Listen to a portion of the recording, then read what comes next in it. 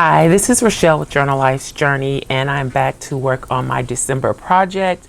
I'm working on the base of an insert that I'm going to use. I had already started a little bit of the process prior to turning on my camera, but I'm using envelopes that I picked up on clearance from Hobby Lobby, and the large cream colored envelope is 5 3/4 inches by 8 3/4 inches, which is perfect to fit in the space that I need it for in the 6x9 journal that we're working on. I also have craft colored envelopes that are 4 1/4 inch by 6 1/4 inch. They were on clearance sale from Hobby Lobby, so I have quite a few of those, and I'm again using them as part of the base. Then as I move on further, I'll be using a 5x7-ish envelope, and these envelopes will be flips and tucks and pockets on the base of this insert. And so I'm just going to take you along on the process as I go.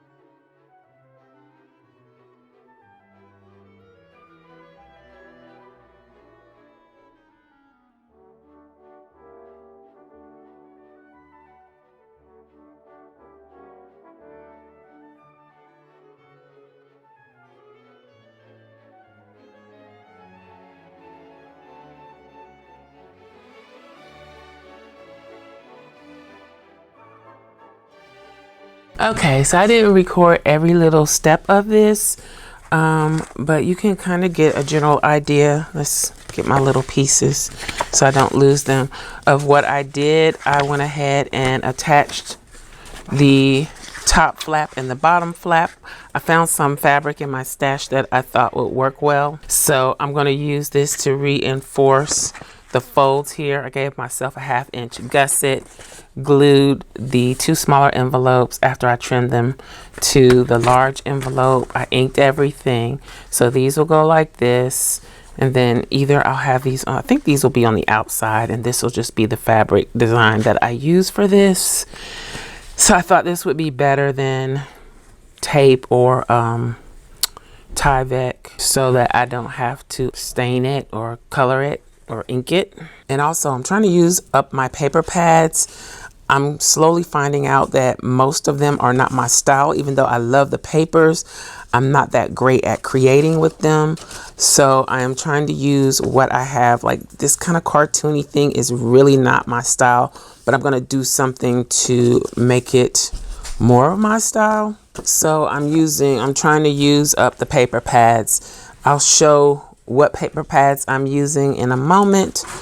But yeah, so I have the larger envelope, and I've done the mats, done the sewing, got all of that ready to go. So before I start putting all of the gluing down the mats and everything, I'm gonna actually decorate each one first. So, and I still have to do the mats for the inside here. I don't know if I'm gonna leave this open as a pocket. Probably not. I think I'm just going to seal those closed, maybe do some ephemera on it or something. We'll see how it goes. Okay, so I just wanted to pop in and say where I am and what I'm doing. Oh, let me show you the paper pads that I'm using so far. And I don't know what paper came from what, but I'm using Safe Freeze. This one is from 2021. There's another Safe Freeze. I'm using North Pole Gazette. These are all hot buy paper pads. I don't think I've used anything from here, but I may. This is another North Pole Gazette. So it's like year after year, I think Michael's names certain looks with the same name. I don't know. I don't think I've used anything out of here. I'm using this for another project, but just in case, I'm showing it to you. Bright Night. And then we have Peace and Joy. And then also, this is the original Safe Freeze that I started with. This one is from 2017. And I actually used this in a kill paper pad or smash a paper pad project. And I only have had scraps left from it. Like I had cut some things with my Cricut or Silhouette. So I had minimal pieces left, and I'm trying to go ahead and finish this up too. So I have these paper pads that I'm pulling from for now. I may pull out some others, but I think most of these have a similar style to what I want to do. I want to keep it rustic, but still Christmassy. For example, this is not rustic at all, but I'm going to do something to give it more of that look. All right, so I guess I'll work on this larger envelope first, put all of these aside and come back to them. I'm gonna go ahead and clip my pages together so that I can keep them the way that I want them.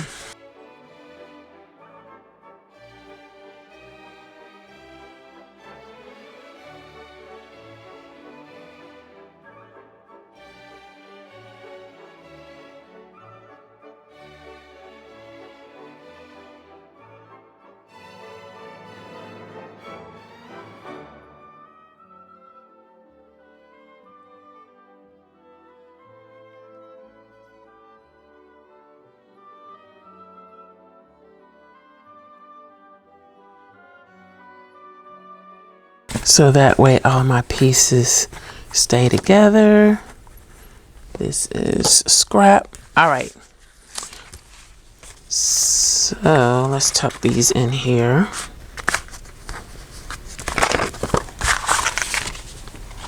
So first I'm going to work on this. This is going to be on the outside. How did I want this to go? This one is going to be on the left. So this will go like this.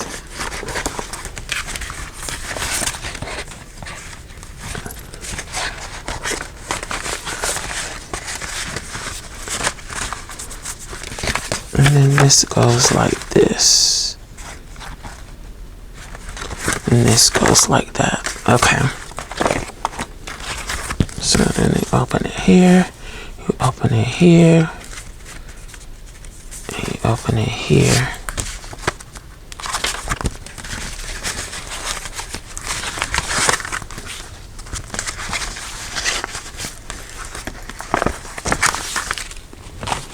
All right, so let's see what we can do with this. It's just gonna go here. I haven't sewn it yet, so I'm gonna make a frame for this.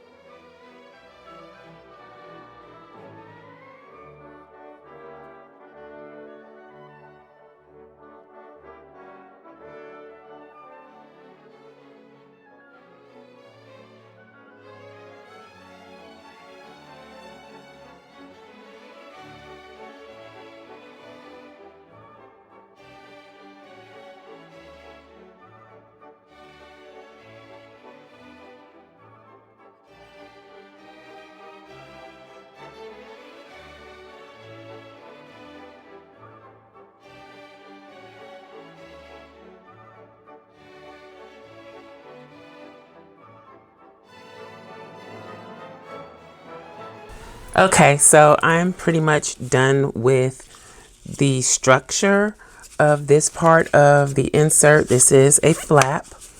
So I made a shaker here. I know there's always going to be things that I could have changed, but this is what it looks like.